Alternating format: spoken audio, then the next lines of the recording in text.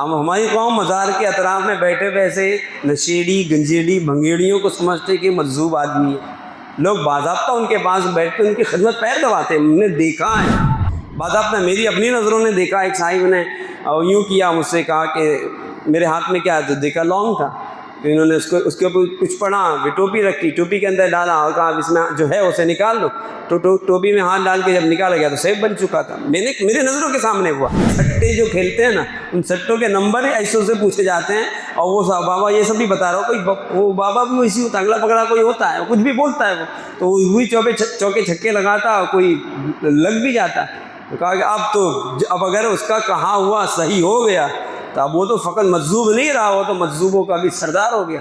Islamic بیانات اور نعت سننے کے لیے اسلامک میڈیا یوٹیوب چینل کو سبسکرائب کریں۔ یقیناً یہ اللہ تعالیٰ کا احسان عظیم ہے، اس نے ہمیں ماہ عظیم، ماہ مقدس، ماہ مکرم، محرم عطا فرمایا۔ آج محرم الحرام کی ایک تاریخ تھی، اور محرم کی یہ دوسری شب ہے، اور معمولات اہل سنت کے مطابق ہماری اس قادری مسجد میں بھی جشن شہدائے کربلا کا اہتمام۔ اللہ تبارک و تعالیٰ آپ سب کا یہاں پر آنا، وقت کی پابندی کرتے ہوئے تشریف لانا، حسب اعلان تشریف لانا اپنی بارگاہ میں قبول فرمائے۔ کوئی بھی کام جب نظم و ضبط کے ساتھ کیا جاتا ہے تو اس کے نتائج اچھے ہوتے ہیں، اور اللہ کا ذکر ہو، اس کے رسول کا ذکر ہو، اور وہ بھی نظم و ضبط کے ساتھ ہو، وقت کی پابندیوں کا خیال ہو، لوگوں کے مزاج کا خیال ہو، لوگوں کی سوچ کا خیال ہو، لوگوں کے فہم کا خیال ہو، اور ان تمام تر خیالات کو پیش نظر رکھتے ہوئے اگر کوئی بھی پروگرام کیا جائے تو یقیناً وہ کامیاب ہوگا اور اللہ کی مدد بھی شامل حال ہوگی۔ آج ہمارے جشن شہدائے کربلا کا یہ پہلا دن ہے، اور چونکہ ہمارے ہاں ایک معمول رہا ہے کہ اہل سنت کا مزاج ہمیشہ اہل سنت کا ہوتا ہے، اس کی اپنی خصوصیت ہوتی ہے۔ ہم اعتدال والے لوگ ہیں، اور ہم اتنا اہل سنت کا اپنا مزاج ہے۔ ہمارے یہاں جو یہ پروگرام یہاں جشن شہدائے کربلا ہو رہا ہے، تو یہ سلسلہ آج سے نہیں، یہ برسہ برس سے،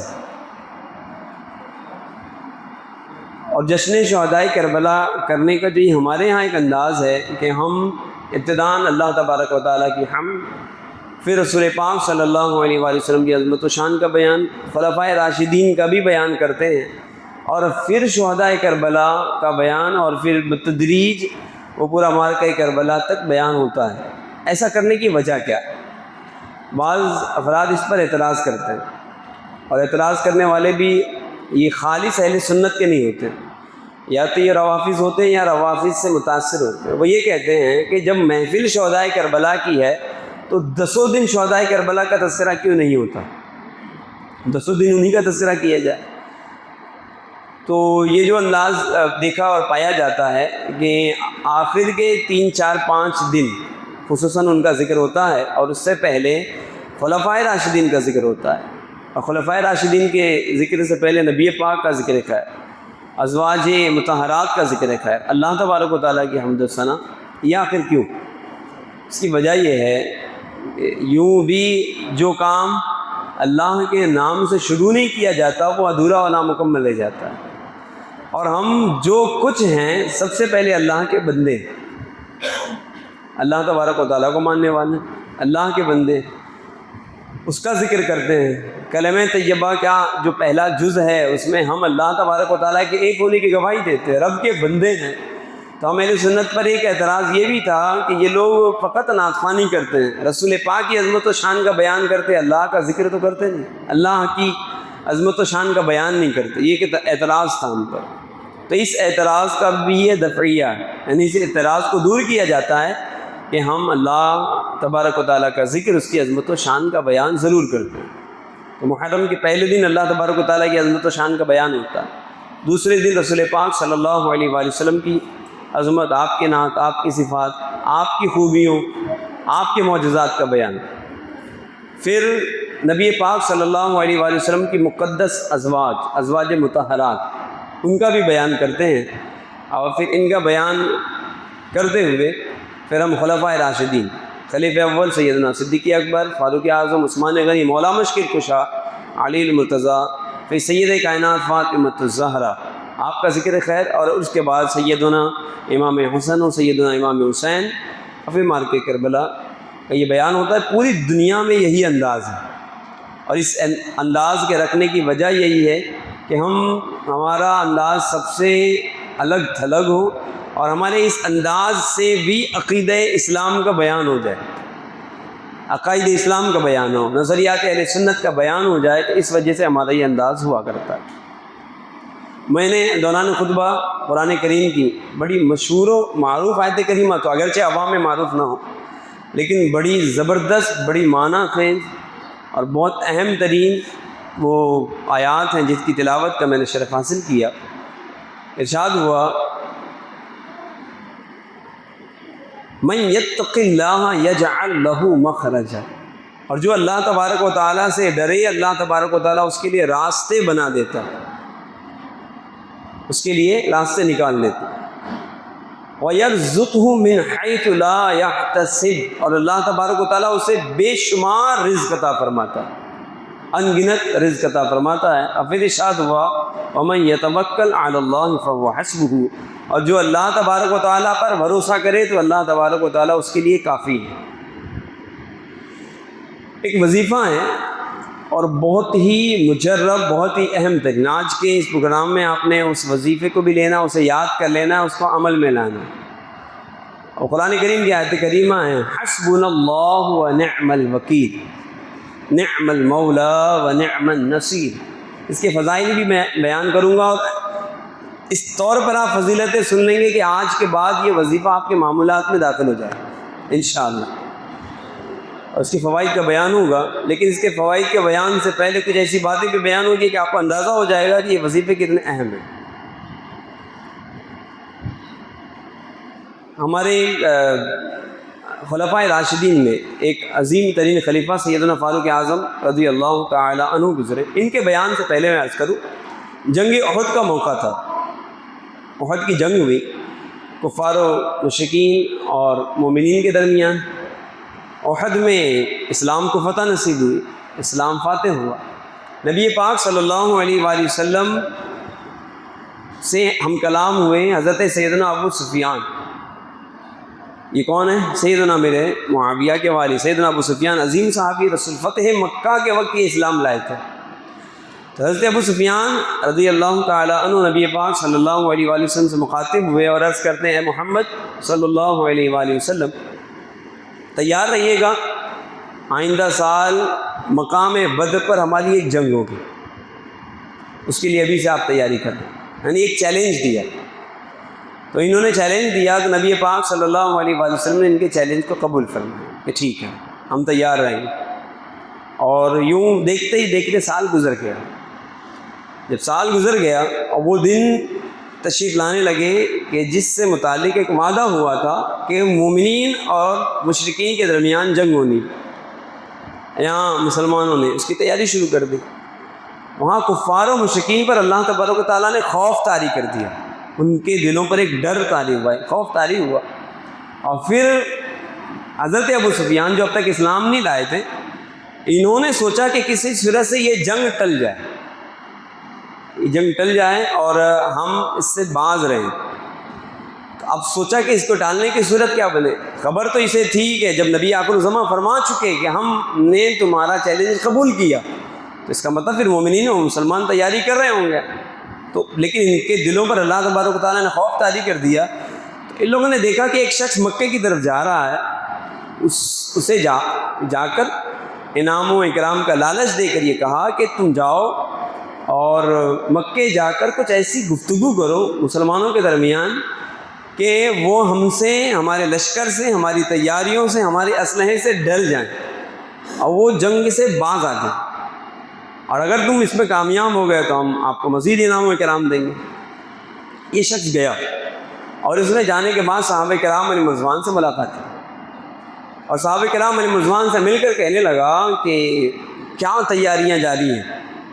تو صحابہ کرام علیہ رضوان نے ارشاد فرمایا کہ ہم اس جنگ کی تیاری کریں۔ نبی پاک صلی اللہ علیہ وسلم نے فرمایا کہ ایک جنگ ہم نے وہ کرنی ہے، اور گزشتہ سال جنگ احد کے موقع پر ابو سفیان نے اس جنگ سے متعلق ہمیں چیلنج دیا تھا اور یہ کہا تھا کہ ہم تم سے جنگ لڑیں گے، تو اس جنگ کی تیاری ہے۔ یہ شخص کہنے لگا کہ آپ اس جنگ سے باز آ جاؤ، تو میں نہیں معلوم ہے کہ کفار و مشرکین کی تیاریاں کیسی ہیں، وہ اتنی تیاری کر رہے ہیں، ان کے اسلحے ایسے ہیں، ان کی تیاریاں ایسی ہیں کہ شاید تم ان کا سامنا نہیں کر پاؤ گے۔ اس نے ڈرانے کی کوشش کی۔ جب ان لوگوں نے ڈرانے کی کوشش کی تو صحابہ کرام علیہ رضوان کی زبان پر قرآن کریم کی ایک آیت کریمہ جاری تھی، اس کے یہ کلمات تھے، حسبنا اللہ و نعم الوکیل۔ وہ یہ کہہ رہے تھے کہ تم کہتے ہو کہ کفار و مشرکین بڑی تیاریاں کر رہے ہیں، وہ ہمیں شکست دے دیں گے، وہ ہمیں زیر کر دیں گے، ہمارے لیے ہمارا مولا کافی ہے۔ حسبنا اللہ و نعم الوکیل، ہمارے لیے ہمارا اللہ کافی ہے، اور نعم الوکیل وہ بڑا ہی زبردست کارساز ہے، وہ کام بنانے والا ہے، وہ کارساز حقیقی ہے، تو ہمارے لیے ہمارا مولا کافی ہے۔ صحابہ کرام علیہ رضوان نے اس طرح سے جواب دے کر اس شخص کو مایوس کر دیا، اور پھر تیاریاں شروع ہوئیں، حتیٰ کہ لشکر اسلامی مقام بدر پہنچ گیا، اور وہاں ان کفار و مشرکین پر ایسا خوف و ہراس طاری تھا کہ کسی میں جرأت نہیں ہوئی کہ وہ مقام بدر آتا، اور لہٰذا ان لوگوں نے اپنے جنگ کا ارادہ ہی معطل کر دیا، باز رہے اور جنگ میں کفار و مشرکین نہیں آئے۔ اس جنگ کو بدر صغریٰ کہتے ہیں، چھوٹی بدر، اگرچہ بعد میں جنگ بدر لڑی گئی ہے، وہ ہوئی، لیکن اس بدر کو بھی، چونکہ یہ بھی مقام بدر پر یہ معاملہ ہوا تھا کہ کفار مشرکین آئے نہیں، اور پھر جو مومنین وہاں پر تیاریوں کے ساتھ گئے تھے تو وہاں جانے کے بعد انہوں نے باضابطہ تجارتیں فرمائیں، اور روایتیں شاہد اس بات پر کہ زبردست انہیں مال میں نفع ہوا، بہت فائدہ ہوا، لشکر اسلام کو کافی اس میں منافع حاصل ہوا، اور پھر انہوں نے تجارتیں کی اور پھر لوٹ کر مکے واپس آ گئے۔ تو اس حدیث پاک کو بیان کرنے کے بعد بھی محدثین نے قرآن کریم کی اس آیت کریمہ کی عظمت و شان کو بیان کیا، حسبنا اللہ و نعم الوکیل، حسبنا اللہ و نعم الوکیل۔ کیسی ہی مصیبت والی گھڑی آ جائے، آزمائش کی گھڑی آ جائے، اور عقل کام نہ کرے کہ اب کیا کیا جائے، مثلا گھر میں کبھی ایسے مسائل ہو جائیں، کبھی تجارتی مسائل ہو جائیں، کبھی ملکی سطح پر کچھ ایسے مسائل ہو جائیں، کبھی کوئی آفت آ جائے، آفات آ جائیں، مصیبتیں آ جائیں، پریشانیاں آ جائیں، تو اس وقت بندہ اس کا وظیفہ کرے، حسبنا اللہ و نعم الوکیل۔ اچھا، یہ ضروری ہے کہ اس کی مخرج درست ہو، حسبنا پڑھے، حسبنا کو حسبنا نہ کہے، ورنہ معنی تبدیل ہوں گے، تو حسبنا اللہ و نعم الوکیل، نعم المولا و نعم النصیر، ورنہ فقط حسبنا اللہ و نعم الوکیل کی بھی اپنی فضیلت آئی ہے، تو یہ وظیفہ کرو، حسبنا اللہ و نعم الوکیل، حسبنا اللہ و نعم الوکیل۔ اب جو واقعہ میں عرض کرتا ہوں وہ سیدنا فاروق اعظم رضی اللہ تعالیٰ عنہ کے دور مبارک کا۔ سیدنا فاروق اعظم نے حضرت سعد بن ابی وقاص کو لشکر کا سپہ سالار بنایا تھا، اور سعد بن ابی وقاص رضی اللہ تعالیٰ عنہ نے بڑے بڑے معرکے سر فرمائے، بڑی بڑی جنگیں فرمائیں، اور اب بہت زبردست مجاہد اور دلیر سپہ سالاروں میں حضرت سعد بن ابی وقاص گزرے۔ تو حضرت سعد بن ابی وقاص نے ایک شہر کا ارادہ فرمایا کہ اس شہر کو آپ فتح فرمائیں، اس شہر کی طرف آپ تشریف لے چلے۔ کفار و مشرکین کو پتہ چلا کہ سعد بن ابی وقاص آ رہے ہیں، اور ساتھ میں دیگر صحابہ بھی تھے، ان صحابہ میں حضرت سیدنا سلمان فارسی رضی اللہ تعالیٰ عنہ جیسی شخصیت بھی، عظیم صحابی، وہ بھی موجود تھے۔ حضرت سعد بن ابی وقاص رضی اللہ تعالیٰ عنہ جب تشریف لے گئے تو کفار و مشرکین کو جب یہ اندازہ ہوا کہ یہ ہمارا شہر فتح کرنے آ رہے ہیں، تو یہ دیکھا کہ چونکہ ہمارے شہر میں اور وہ آنے والا جو لشکر آ رہا ہے اس راستے میں دریائے دجلہ ہے، اور یہ رکاوٹ بنے گا۔ اب دریائے دجلہ کو پار کرنے کے لیے اس وقت انداز یہی تھا کہ کشتیوں کے ذریعے اس دریا کو پار کیا جاتا تھا۔ کفار مشرکین نے سمجھا کہ اب یہ لشکر جو آ رہا ہے پوری تیاریوں کے ساتھ آ رہا ہے، اگر یہ ہم تک پہنچتے ہیں تو یہ ہمیں زیر کر دیں گے اور ہمارا یہ شہر فتح ہو جائے گا۔ تو ان لوگوں نے کیا کیا، جتنی کشتیاں تھیں ان کے ساحل پر پہلے ہی سے تیاری کر کے ساری کشتیوں کو جلا دیا کہ نہ کشتیاں ہوں گی اور نہ لشکر اسلام ہم تک پہنچیں گے۔ حضرت سعد بن ابی وقاص رضی اللہ تعالیٰ عنہ جب اس کے قریب پہنچے، دریائے دجلہ کے قریب پہنچے، تو دیکھا تو کشتیاں موجود نہیں، اب کیا کیا جائے؟ تو حضرت سعد بن ابی وقاص رضی اللہ تعالیٰ عنہ نے اس وقت پورے لشکر کو جمع فرمایا، سب کو جمع کیا، اور سب کو جمع کرنے کے بعد آپ نے ارشاد فرمایا، جو آیات آپ نے اس وقت تلاوت فرمائی، وہ ان سب سے کہا کہ اب ذہنی طور پر اپنے آپ کو تیار کر لو، اسی دریائے دجلہ کی سطحوں سے گھوڑے دوڑاتے ہوئے ہم نے اس شہر تک پہنچنا ہے۔ اچھا اب غور کیجئے کہ اس وقت کے لوگوں میں اطاعت و فرما برداری کا بھی کیسا جذبہ تھا۔ حضرت سعد بن ابی وقاص کہہ رہے ہیں کہ ہمارے گھوڑے سمندر کی لہروں پہ دوڑیں گے اور اپنے آپ کو تیار کر دو، اس حوالے سے تو جتنے بھی لشکر میں موجود صحابہ تھے اور دیگر اجلاء مجاہدین تھے، کسی نے اعتراض نہیں کیا کہ حضرت آپ یہ کیا بات کر رہے ہیں، کیا سمندر کی لہروں پہ گھوڑے دوڑتے ہیں؟ نہیں، کسی نے نہیں کہا، بس اپنے امیر کی اطاعت کی اور فرمایا کہ حضرت آپ جیسا فرمائیں گے، آپ کے کہے کے مطابق ہمارا عمل ہوگا۔ سیدنا سعد بن ابی وقاص رضی اللہ تعالیٰ عنہ نے ارشاد فرمایا کہ اپنے گھوڑے دریا کے ساحل پہ لے کر آؤ، اور یہاں لانے کے بعد حسبنا اللہ و نعم الوکیل کا وظیفہ کہتے رہتے ہیں، گھوڑے دریائے دجلہ کی لہروں پہ دوڑا دینے۔ اور پھر دیکھا، دیکھنے والوں نے، مورخین نے لکھا، محدثین نے لکھا، کتابوں میں یہ بات درج ہے کہ صحابہ کرام علیہم رضوان اسی کا وظیفہ کرتے ہوئے حسبنا اللہ و نعم الوکیل جب انہوں نے اپنے گھوڑے دوڑائے تو محدثین بیان کرتے ہیں کہ گھوڑوں کے کھر کو بھی پانی نہیں پہنچا، اور دریائے دجلہ کو چیرتے ہوئے مجاہدین کا قافلہ اس شہر کو پہنچا، اور پھر جا کر بالآخر اس شہر کو فتح کر لیا گیا۔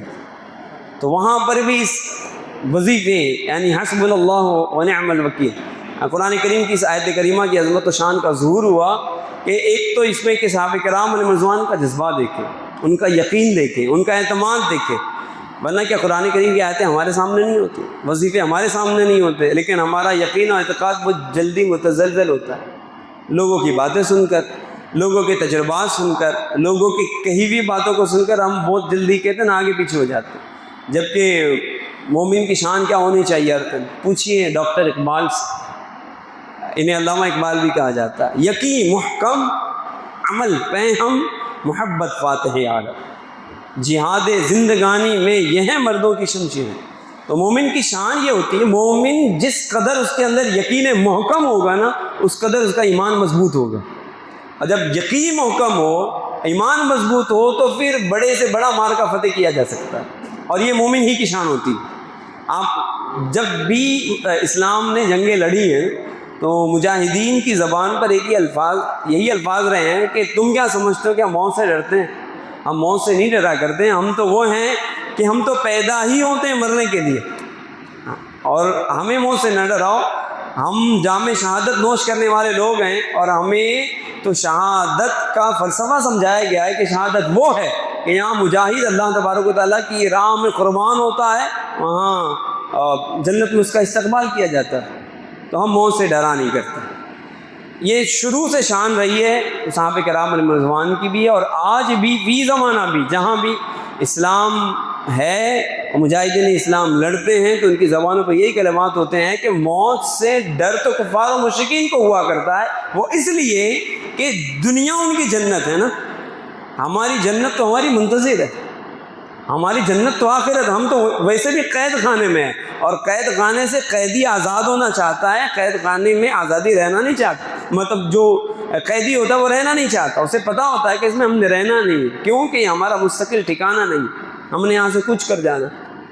تو مومن کبھی بھی موت سے ڈرا نہیں کرتا، یہ اس کی شان ہوا کرتی ہے۔ ہمارے اندر بھی یہ خوبی ہونی چاہیے یقین محکم کی، یہ اگر ہمارے اندر یہ خوبی آ جائے نا تو پھر اس کی جو فضائل ہے، اس کی جو فیض و برکات ہے وہ ایسے ایسے اللہ اکبر، اور ایسے ایسے نصیب ہوں گے کہ پھر ہم دیکھتے رہ جائیں گے۔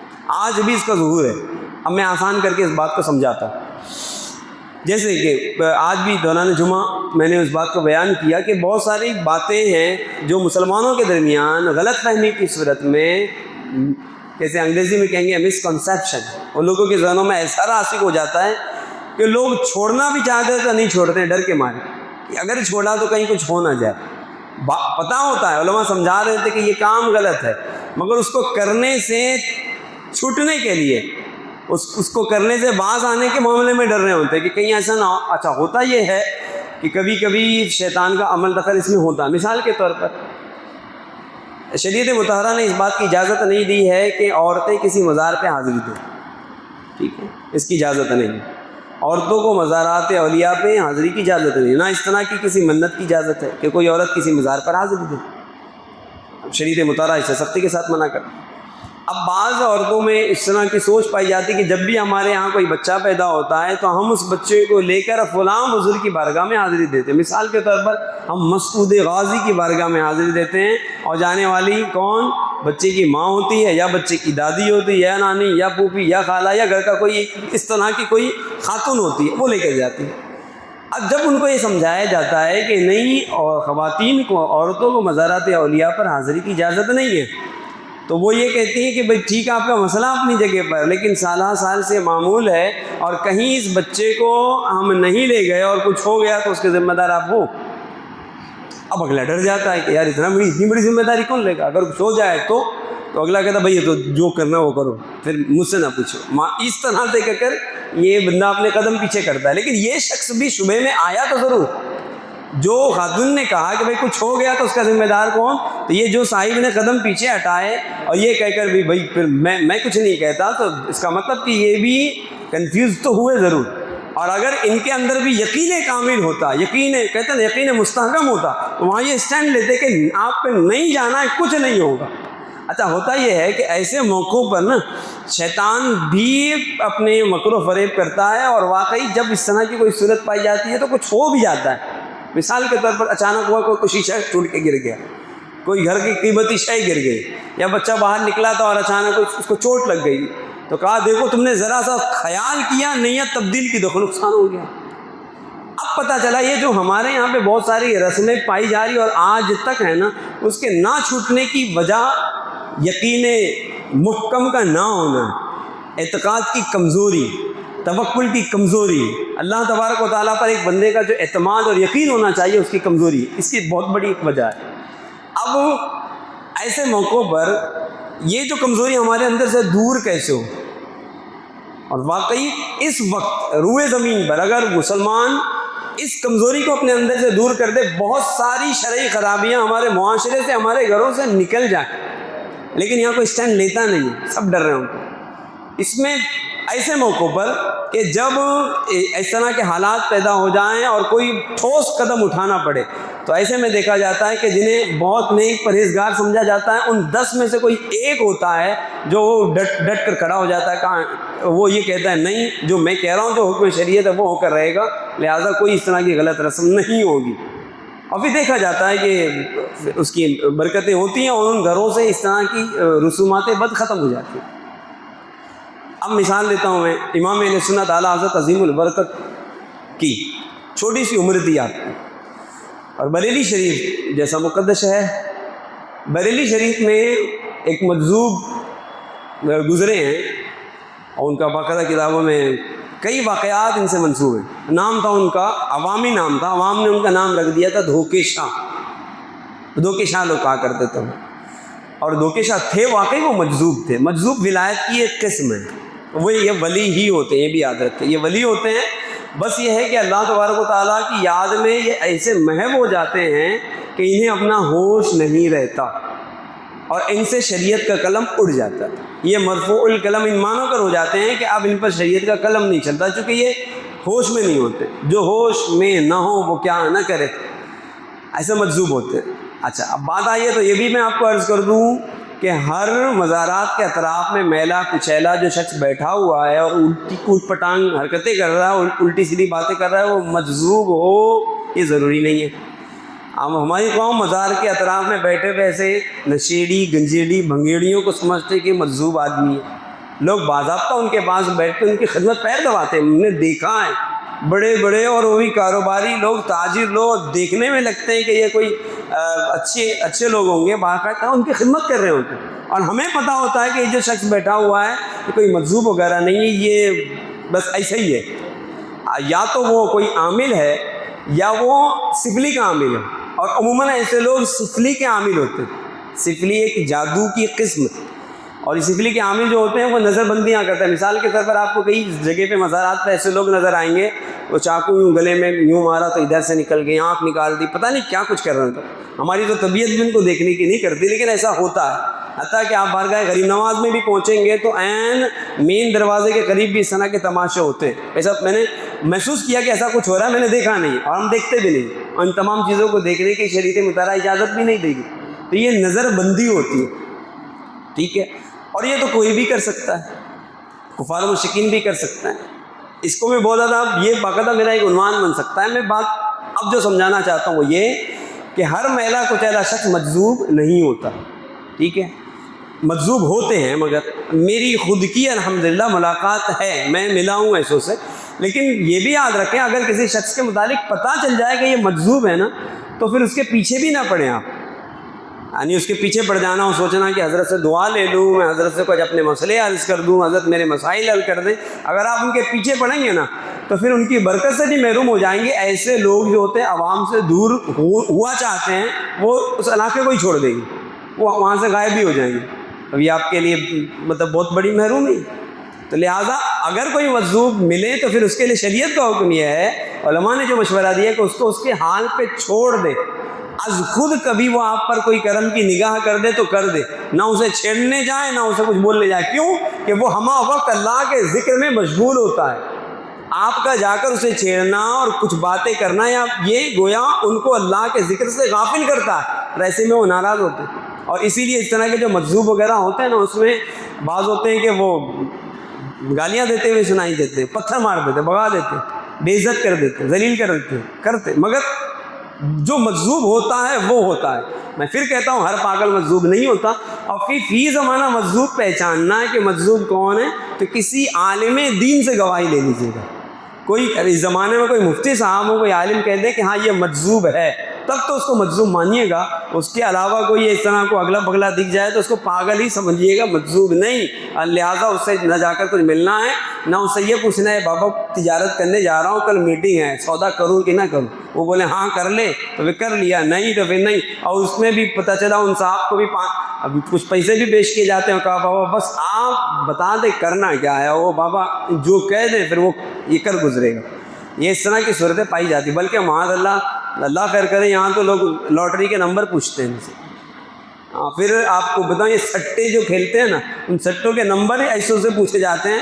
اور وہ بابا یہ سب بھی بتا رہا ہو, کوئی وہ بابا بھی ویسی ہوتا ہے, اگلا پگڑا کوئی ہوتا ہے, کچھ بھی بولتا ہے وہ, تو وہی چوکے چھکے لگاتا, کوئی لگ بھی جاتا ہے. تو کہا کہ اب اگر اس کا کہا ہوا صحیح ہو گیا تو اب وہ تو فقط مجذوب نہیں رہا, وہ تو مجذوبوں کا بھی سردار ہو گیا, کیونکہ اس کا کہاں ہو گیا معاذ اللہ. تو اس لیے ہم کسی کو بھی نا شریعت کے پیرائے میں دیکھیں.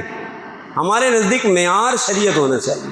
یہ نہیں کہ اس نے کیا کر دیا, کیا دکھا دیا, کیا بنا دیا, میرے سامنے ایسا کر دیا, میرے سامنے دم کر دیا, اگلے کا مسئلہ حل ہو گیا. ارے دم کر کے مسئلے حل تو یہ سادھو بھی کر سکتے ہیں, بالکل کر سکتے ہیں. ان کے عمل سے یہ جو بھی ان کے ہاں پر بھی یہ صورتیں ہیں, وہ محنت کرتے ہیں, مشقت کرتے ہیں, کچھ کرتے ہیں, کچھ پڑھتے اڑتے ہیں, تو اس سے ان کے اندر بھی تاثیر پیدا ہو جاتی ہے. اور یہ ہو سکتا ہے, یاد رکھیے, کفار سے, مشرکین سے, یا کسی فاسق سے ایسا کوئی عمل ہو جائے کہ جو عام طور پر عادتاً نہیں ہوتا, تو اس کو استدراج کہا گیا ہے. کیسا ہوگا؟ مثال دیکھ لیں, حضور سیدی غریب نواز کے سامنے جو جادوگر آئے تھے تو انہوں نے جادو تو دکھایا تھا نا, وہ جادو ہی تو دکھایا. اور جادو کیا سانپ بنائے تو انہوں نے, تو کیا اس بات کا کوئی انکار کرتا ہے؟ جادو سے سانپ بنایا جا سکتا ہے, جادو سے اور بھی کچھ ہو سکتا ہے. بعض آپ نے میری اپنی نظروں نے دیکھا, ایک صاحب نے یوں کیا, مجھ سے کہا کہ میرے ہاتھ میں کیا ہے, تو دیکھا لونگ تھا. پھر انہوں نے اس کے اوپر کچھ پڑھا, پھر ٹوپی رکھی, ٹوپی کے اندر ڈالا اور کہا اس میں جو ہے اسے نکال دو. تو ٹوپی میں ہاتھ ڈال کے جب نکالا گیا تو سیب بن چکا تھا. میرے نظروں کے سامنے ہوا. تو یہ اگر کچھ ہو رہا ہے, یہ عملیات کے زور پر ہوتا ہے یا جناتوں کے ذریعے کروایا جاتا ہے, اور یہ بالکل ہو سکتا ہے, کوئی حیرت کی بات نہیں. اعلیٰ حضرت عظیم البرکت کے پاس دھوکے شاہ پہنچے, وہ تھے بزرگ, وہ تھے مجذوب. اور دھوکے شاہ یوں عام طور پہ کسی سے ایسا یوں ملتے جلتے نہیں تھے. البتہ یہ تھا کہ اگر کسی کے پاس چلے جائیں تو وہ یہ سمجھے کہ بس حضرت آ گئے, لیکن کوئی ان کو چھیڑتا نہیں تھا. آگے بیٹھے ہیں, کچھ کھایا پیا یا اور یوں چلے گئے, تو کوئی ان کو چھیڑتا نہیں تھا. نہ چھیڑنے کی وجہ کیا تھی؟ نہ چھیڑنے کی وجہ یہ تھی کہ ان کے متعلق مشہور تھا کہ اگر یہ ان کو کوئی چھیڑ دے اور یہ غصے میں کچھ کسی کو کہہ دے تو وہ ہو جائے گا، اور واقعی وہ ہو جاتا تھا، اس لیے لوگ ڈرتے تھے ان سے۔ اب ہوا یوں کہ دھوکے شاہ آ گئے امام اہل سنت اعلیٰ حضرت کے پاس، چھوٹی سی عمر شریف ہے، اور آ کر کہتے ہیں، مطلب چھوٹی کہ آپ کا علمی جلال علمی شان ظاہر ہو چکی تھی مگر بہت عمر دراز نہیں تھے آپ، تو آ کر کہا احمد رضا بڑی تقریریں کرتے ہیں آپ، بڑی کتابیں لکھتے ہیں اور نبی پاک کی بڑی عظمت و شان بیان کرتے ہیں، اور تم ہی بیان کرتے ہو کہ رسول پاک صلی اللہ علیہ وآلہ وسلم کو اللہ نے اختیار دیا ہے کہ ان کی حکومت زمین و آسمان پر ہے، دونوں جہان میں، صحیح ہے؟ اعلیٰ حضرت فرماتے بالکل صحیح ہے ایسا۔ تو دھوکے شاہ کہتے ہیں کہ زمین پر تو رسول پاک کی حکومت میں دیکھ رہا ہوں، آسمانوں پر ہے، یہ ثابت کیجیے۔ اعلیٰ حضرت عظیم البرکت نے انہیں دلائل دینے شروع کر دی، علمی دلائل، قرآن و حدیث سے دلیلیں دینے شروع کی۔ جیسے قرآن و حدیث سے دلیلیں دینی شروع کی تو کسی نے جا کر امام اہل سنت کی والدہ کو بتا دیا کہ آپ کو پتہ ہے کہ دھوکے شاہ سے احمد رضا بحث کر رہے ہیں۔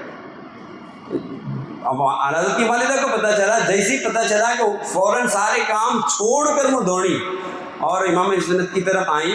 اچھا یہ بھی یاد کر دوں کہ امام اہل سنت کے وہ جوانی کے دن تھے، یعنی وہ جب ایک عمر کو آپ پہنچے اور آپ کی علمی جلالت، آپ کا مجدد ہونا عام ہو چکا تھا، وہ عمر نہیں تھی وہ، البتہ آپ کا نکاح ہو چکا تھا اور آپ کی وہ اولاد سے حضور مفتی اعظم ہند، یہ ان کی پیدائش ہو چکی تھی۔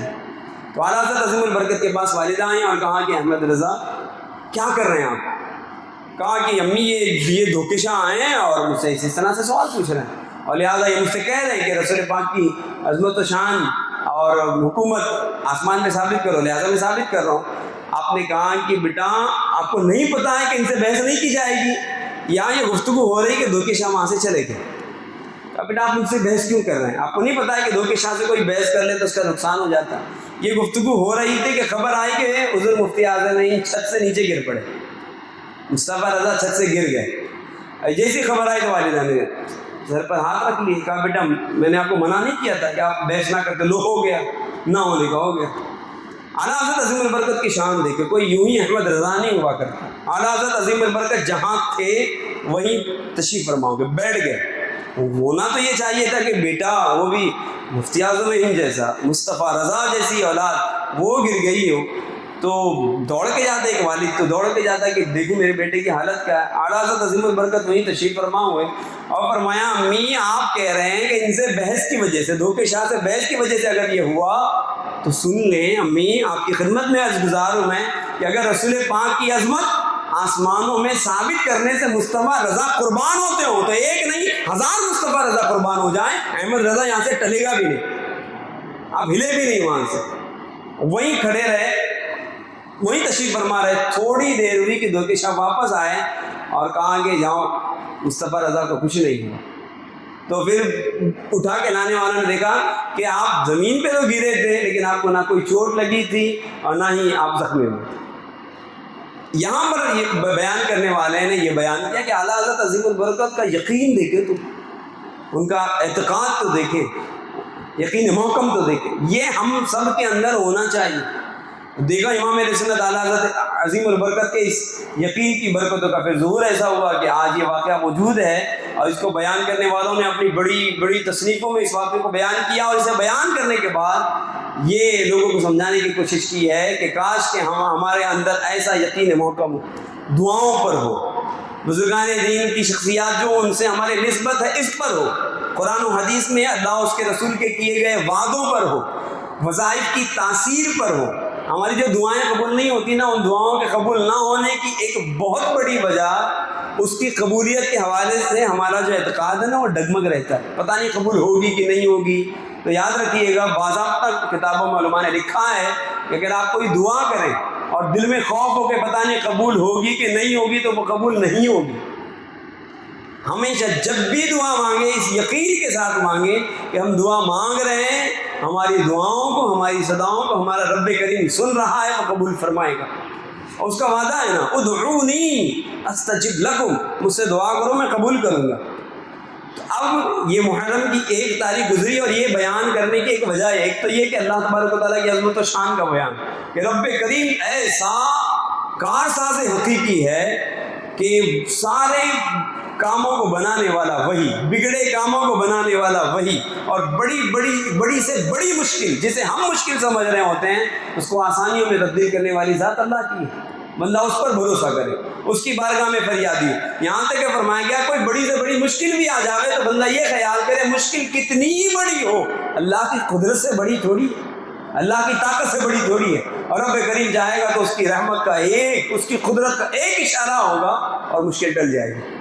لہذا ہمارے اندر جو کہتے نا شریعت کے معاملے میں اتنے مضبوط ہو جائے نا کہ کوئی ہم کو ہلا نہ سکے، اس طرح کی اپنی سوچ بنائیں، پھر انشاءاللہ اس کے فوائد دیکھیں۔ آج ہی ایسی سوچ بن جائے نا، اور بالکل یہ کہ جو حکم شریعت ہے، اور پھر آپ دیکھیں گے آپ کی زندگی میں اس کے فوائد، اس کے ثمرات آپ کو نظر آنے شروع، اطمینان حاصل ہوگا، آپ کو نمازوں میں مزہ آئے گا، دعاؤں میں لذت ملے گی، کوئی ورد وظیفہ کریں گے تو آپ کو اس کی برکت یوں نظر آئے گی، اور بعض ہفتہ جب یقین کامل ہو تو اس کی برکت نظر آتی ہے۔ یہ کئی ایسے واقعات جو میرے اپنے تجربہ شدہ ہیں، آج بھی مجھے واقعات ہیں، اور ہم سب کو اپنی عادت بھی بنانی چاہیے کہ بسم اللہ شریف پڑھنا، دعائیں پڑھتے رہنا، کہیں آتے جاتے وقت دعا پڑھنا، بیت الخلاء میں داخل ہو رہے دعا پڑھنا، گھر سے باہر نکل رہے دعا پڑھنا، گھر میں داخل ہو رہے۔ لوگ سمجھتے ہیں یہ دعا بس یوں ہی ہے، فقط نیکی کمانے کے لیے۔ اس میں نیکی تو ضرور ہے، مگر ہماری دنیا اور آخرت کی خیر ہے اس میں، دنیا کی خیر ہے اس میں۔ آج بھی مجھے وہ 26 جولائی کی بارش بڑی مشہور ہے، جنہوں نے دیکھا ان کو تو ایسا لگ رہا تھا کہ ابھی گویا طوفان نوح جیسا ہے کہ سب ڈوب جائیں گے، کوئی بچے گا ہی نہیں۔ اس طرح کی تباہیاں ہوئی بھی تھیں۔ اس سیلاب میں، اس طوفان میں اور اس آزمائش کی گھڑی کے حالات میں بھی باضابطہ ایک واقعہ ظاہر ہوا تھا، اور میرے اپنے گھر کی بات عرض کرتا ہوں میں کہ وہاں تو پانی جب یوں بھرا تھا تو لوگوں کی الماریاں ڈوب گئی تھیں، اور الماریاں ڈوب کے آ رہے تھے تو بہہ رہی تھیں، گھروں سے باہر نکل جانے اگر دروازے بند نہ کریں۔ تو اس میں یہ میری اپنی عادت ہے کہ میں کوئی چیز رکھتا ہوں تو عادت ہوتی ہے کہ فی امان اللہ توکلت علی اللہ، فی امان اللہ توکلت علی اللہ، بسم اللہ الرحمن الرحیم، یہ پڑھنا۔ اس کے علاوہ ہر نماز کے بعد آپ کا آیت الکرسی کا جو وظیفہ ہے، اتنا مضبوط یہ وظیفہ ہے کہ آپ کو پتہ نہیں کتنی مصیبتوں سے یہ وظیفہ بچا لے گا، لیکن یہ شیطان کرنے نہیں دیتا، اچھے اچھے نمازیوں کو بلا دیتا۔ آپ جتنے یہاں بیٹھے ہوئے ہیں نا، آج غور کریں کہ آج نمازیں 5 وقتہ کے بعد کیا میں نے آیت الکرسی پڑھی تھی، تو آپ کو لگے گا کہ کوئی نماز تو ایسی تھی جس میں نے آیت الکرسی نہیں پڑھی ہے۔ یہ شیطان بھلاتا ہے، ورنہ یہ وظیفہ اتنا قوی اور اتنا مضبوط ہے۔ تو میں وہ واقعہ بیان کروں کہ میں اپنے کپڑے پہ رکھتا تھا تو فی امان اللہ۔ اب ہوا یوں کہ وہ الماری کے جس کا پانی جب بھرنا شروع ہوا تو الماری نصف آدھے سے زیادہ وہ ڈوب چکی تھی، اور اس کے کسی نچلے دوسرے تیسرے حصے میں میرے اپنے کپڑے رکھے ہوئے تھے، تو الماری کے اندر سارے کپڑے جو تھے ان تک پانی اگر جب عذاب کی صورت اختیار کر جائے، پانی ہو یا آگ ہو کہ ہوا ہو، پھر کون بچے اس سے؟ اس نے ہر شے میں داخل ہو جانا تھا۔ میرے کپڑے خود والدہ نکال رہی تھے تو کپڑے جب انہوں نے نکالا تو میرے نئے کپڑے تھے، ان کو پانی کا ایک قطرہ بھی نہیں پہنچا تھا، اور حیرت کے ساتھ کہہ رہے تھے یہ کیسے ہو گیا؟ میں نے کہا کچھ نہیں ہے امی، عادت کوئی بناوے نا، کوئی اپنی چیز رکھے تو یہ کہا کرے فی امان اللہ، فی امان اللہ، بسم اللہ الرحمن الرحیم، فی امان اللہ توکلت علی اللہ، اور یہ پڑھ کے اپنی چیزیں رکھنے اٹھانے کا معمول رکھیں، انشاءاللہ کچھ بھی۔ ابھی حالیہ دنوں کی بات عرض کرتا ہوں میں، ایک گھر کی بات ہے، وہاں چوریاں ہو رہی تھیں، جو چیز جتنی بھی رقمیں رکھی گئی، کہیں بھی رکھی گئی، کوئی اس صندوق میں، کوئی اس صندوق میں، کوئی اس کبرڈ میں، کوئی کہاں، جہاں بھی دیکھتے تھے جو نوٹوں کی گڈی ہوتی تھی، جب اسے نکالا جاتا یا گنا جاتا تھا 50,000 کی اگر وہ گڈی تھی تو پتہ چلا اس میں 2-4 نوٹیں غائب۔ اب شک شروع ہو گیا کہ گھر میں کوئی چوری کر رہا ہے، کس پہ شک کریں؟ تو پھر یہ ہوا کہ اس کی جو صندوق ہے اس کی چابی تو میرے پاس ہوتی ہے، اور وہ چابی بھی ایک ایسی جگہ پہ وہ رکھی جاتی ہے کہ کسی کو اس کا علم بھی نہیں ہوتا، تو چوری کیسے ہو رہی ہے؟ ابھی پتہ چلا کہ اسی صندوق میں مختلف رقمیں رکھی ہیں، ان میں سے بھی چوری، اس کے اطراف میں رقمیں رکھی گئیں وہ بھی چوری، کبرڈ میں سے رقم گئی وہ بھی چوری، یہ ہو کیا رہا؟ تو مجھے شبہ ہوا کہ کہیں ایسا نہ ہو کہ یہ چوری کوئی جن کر رہا ہے، جنات۔ اور پھر آپ کو بتا دوں میں، جنات چوری کرتے ہیں، جن چوری کرتے ہیں، وہ پیسوں کی بھی چوریاں کرتے ہیں، زیور کی بھی چوری کرتے ہیں۔ اس لیے اگر گھر میں اگر کوئی چیز اس طرح سے گم ہو جائے تو فوراً شبہ مطلب پیدا کرنا کہ یہ بہو کا کام ہے، وہ جو رشتے میں آئی تھی نا اس کا کام ہے، یا فلاں کا کام ہے، اس کا کام ہے، اور لوگوں پہ شک کرنا یا اپنے خود کے بیٹے پر یا بھائی پر یا کسی پر شک کرنا، یہ درست نہیں ہے۔ شک کرنے کی تو شریعت مطالعہ اجازت نہیں دیتی. اور رہی بات ہے کسی کو باضابطہ نامزد کر دینا کہ اس نے یہ کام کیا ہے، یہ تو شرعی ثبوت مانگتا ہے کہ آپ کو شرعی ثبوت دینا پڑے گا.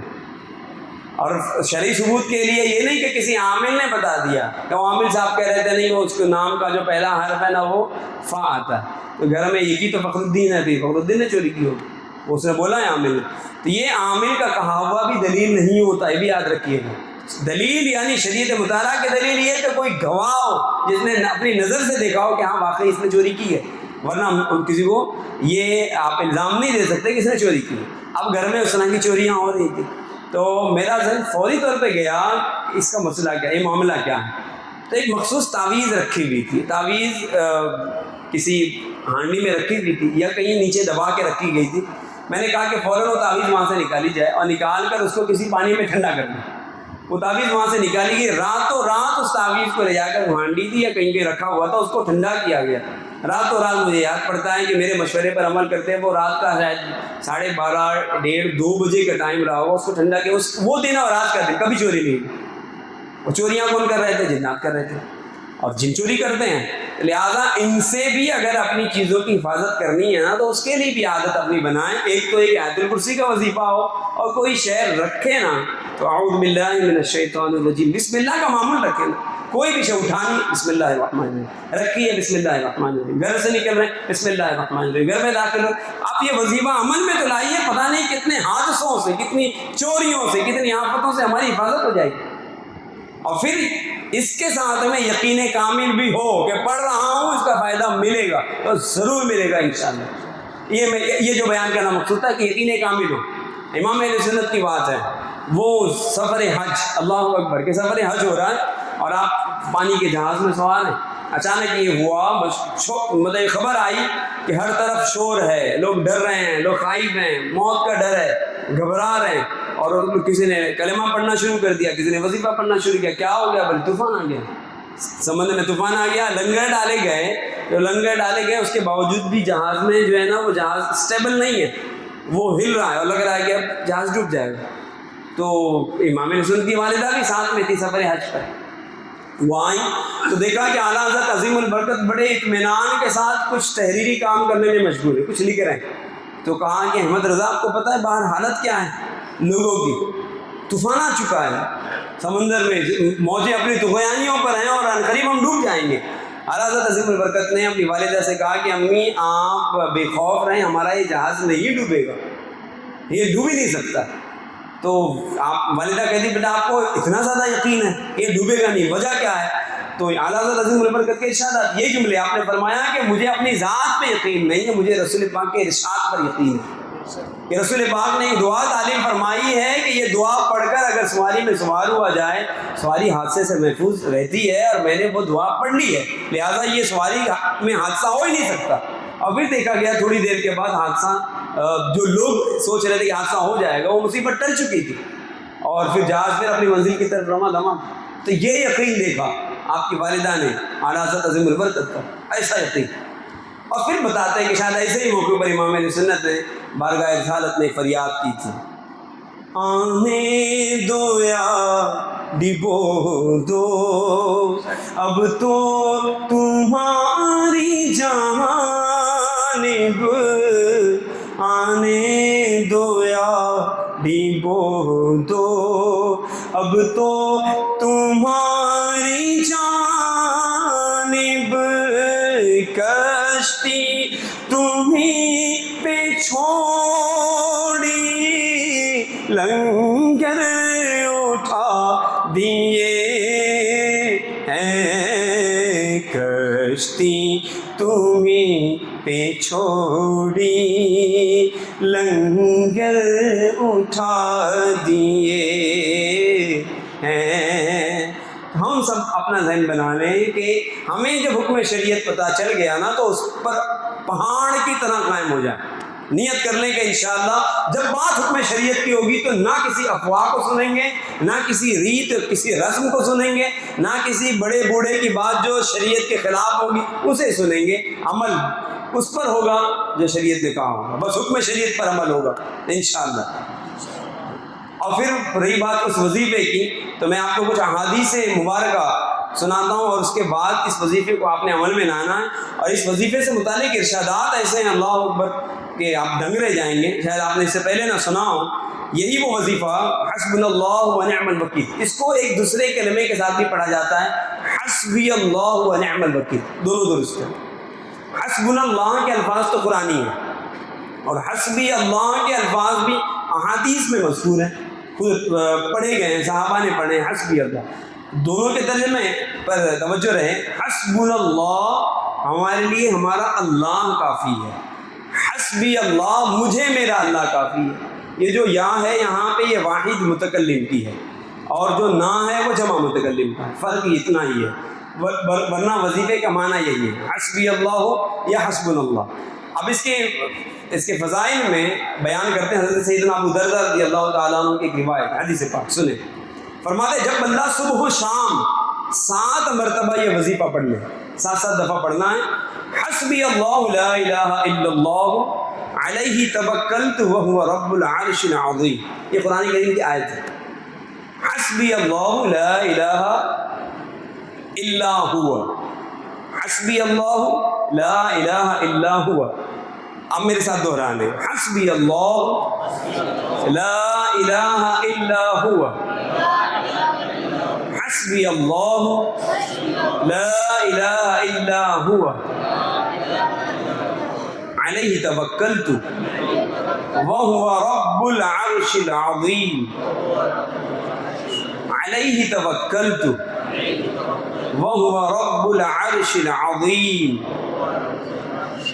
علیہ توکلت وہو رب العرش العظیم. حضرت ابو دردہ فرماتے ہیں جو صبح و شام اس کو 7 مرتبہ پڑھ لے، اللہ پاک دنیا اور آخرت کی تمام مشکلات اس کے لیے آسان فرما دے گا. اس کی دنیا اور آخرت کی تمام مشکلات آسان ہو جائیں گی. اس سے مضبوط تر وظیفہ میں آپ کو کیا پیش کروں کہ جس میں ہماری تمام مشکلات کا حل موجود ہے، سارے مسائل کا حل موجود ہے. پڑھنا کیا ہے؟ حسبی اللہ لا الہ الا ہوا علیہ توکلت وہو رب العرش العظیم. 7 دفعہ آپ نے اس کو صبح و شام پڑھنا ہے. میرے خیال سے اگر آپ اسے پڑھیں گے بمشکل اگر 7 دفعہ پڑھیں گے 1.5-2 منٹ لگے گا. 1.5-2 منٹ آپ کو صبح دینا ہے، 1.5-2 منٹ شام، اور پھر اس کے فوائد دیکھیے.